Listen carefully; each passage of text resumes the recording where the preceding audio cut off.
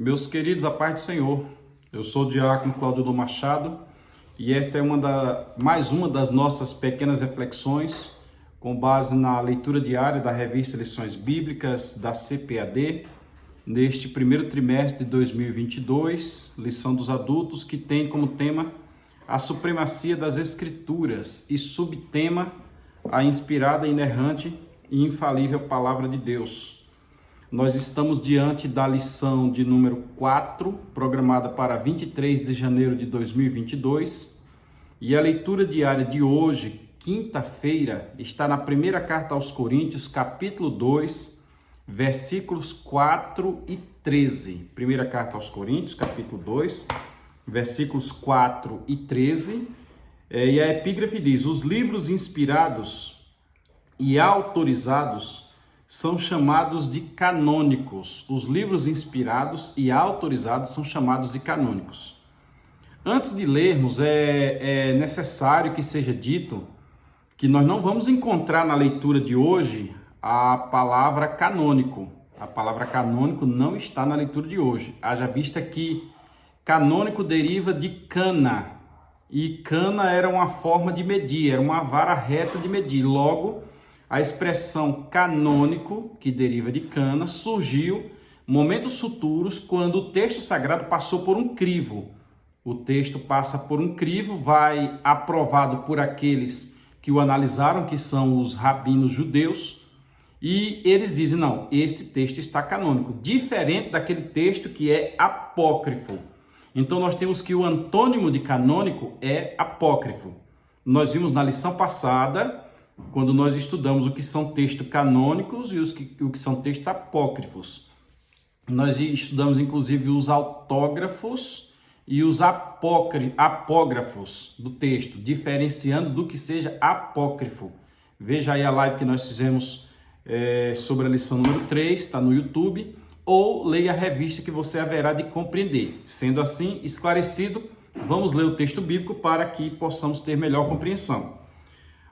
A primeira carta aos Coríntios, capítulo 2, versículo 4, nos diz: a minha palavra e a minha pregação não consistiram em palavras persuasivas de sabedoria humana, mas em demonstração do Espírito e de poder. É Paulo quem está dizendo aos crentes de Corinto, inclusive fazendo uma defesa do seu apostolado. Alguns não aceitavam Paulo como apóstolo. E ele já começa a carta aos Coríntios, no capítulo 1, versículo 1, dizendo assim: Paulo, chamado apóstolo de Jesus Cristo pela vontade de Deus. E aí ele fundamenta. Em outro local ele vai dizer: se eles são apóstolos, também eu. Se eles estiveram com Cristo, também eu. E aqui ele está dizendo: olha, a pregação que eu trouxe a vocês não foi uma pregação baseada em conhecimento humano.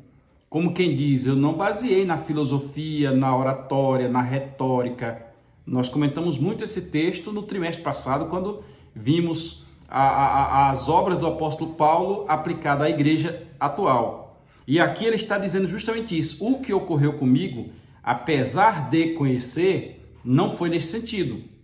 Inclusive, nós temos um encontro de Paulo com Apolo, me parece que na cidade de Éfeso, e Apolo era um grande pregador, Apolo era um grande personagem, mas acontece que Apolo utilizava-se da oratória, e Paulo, quando explicou para Apolo alguns detalhes bíblicos, o novo nascimento, o batismo com o Espírito Santo, Apolo e outros disseram: nós nem sabíamos que existe Espírito Santo, mas eles conheciam oratória. Paulo aqui está dizendo o contrário: eu não vim a vocês com oratória, eu vim a vocês com o poder do Espírito Santo, eu vim a vocês com a ação divina.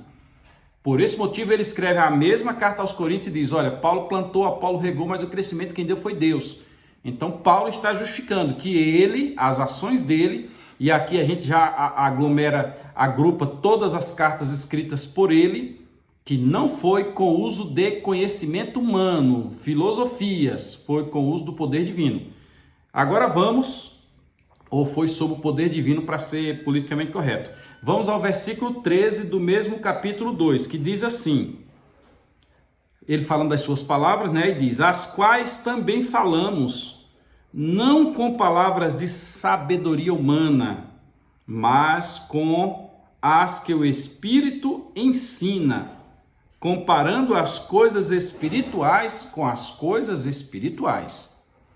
De outra sorte, nós estamos a dizer que a diferença dos livros canônicos para os livros apócrifos, como nós temos lá no período interbíblico, Judite, Tobias, Macabeus, Sabedoria, Baruque e assim por diante, é que aqueles livros lá não têm o crivo da inspiração divina, não tem o crivo de ter sido, os vasos ter sido utilizados por Deus para que escrevessem. Alguns casos lá não passam de meros registros. Nós temos ali a questão dos Macabeus, que eles somente estão fazendo relatos, é como se fossem os livros das guerras de Israel, como nós temos lá no livro dos reis, a referência ao livro das guerras de Israel. Veja aí, nós temos uma live falando sobre os livros da Bíblia. Desta forma, o que Paulo escreveu e o que os demais escreveram, ou seja, as escrituras, conforme diz a epígrafe, os livros inspirados e autorizados são chamados de canônicos. Todos esses textos são reconhecidos pela igreja e são canônicos, são um texto que você pode confiar, haja vista presente a inspiração divina. Infelizmente, feita esta observação, eu sou obrigado também a comentar. O próprio Paulo disse que se alguém vier até nós, podendo ser até mesmo um anjo, um anjo veio do céu, aí depende de como você vai ver o anjo, com asa, sem asa, com auréola, sem auréola, branco, brilhando ou não, roupa comprida ou não, aparecendo os pés ou não, isso não me interessa. Mas um anjo, você viu um anjo. Se um anjo vier até vós, disser que está vindo diretamente do céu, diretamente do trono de Deus, e vos anunciar um outro evangelho, que seja anátema, que seja considerado por nós como falsificados, porque só a palavra de Deus é verdadeira. Só a palavra de Deus tem o selo do Espírito Santo para lhe dar a autenticidade. Mas, infelizmente, nós encontramos em nosso meio, quando você vai pegar os livros, os textos base, os livros-chave de ideia sobre aquela religião, nós encontramos que existem pessoas pautadas em livros de inspiração duvidosa. Livro de São Cipriano. Nós encontramos pessoas pautadas em livros que foram revelados diretamente por anjo mesmo.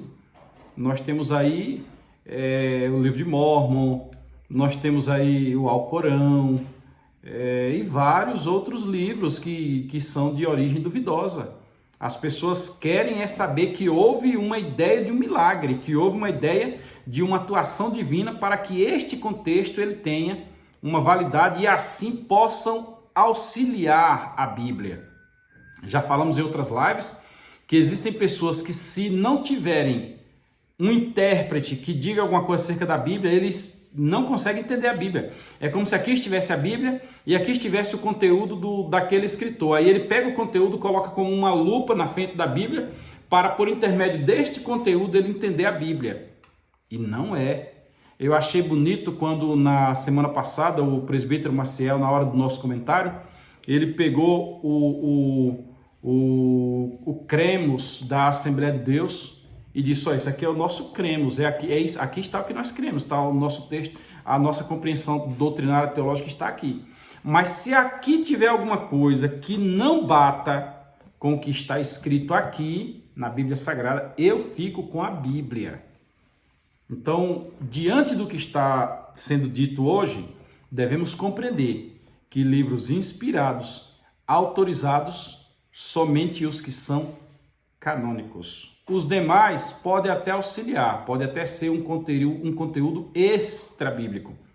Caso contrário, o conteúdo será antibíblico e a estes a orientação é que devemos nos afastar deles totalmente. Tá bom? Deus abençoe a todos. Até a próxima, em nome de Jesus. E não esqueça, domingo, faça essas perguntas ao seu professor na Escola Bíblica Dominical. Até mais.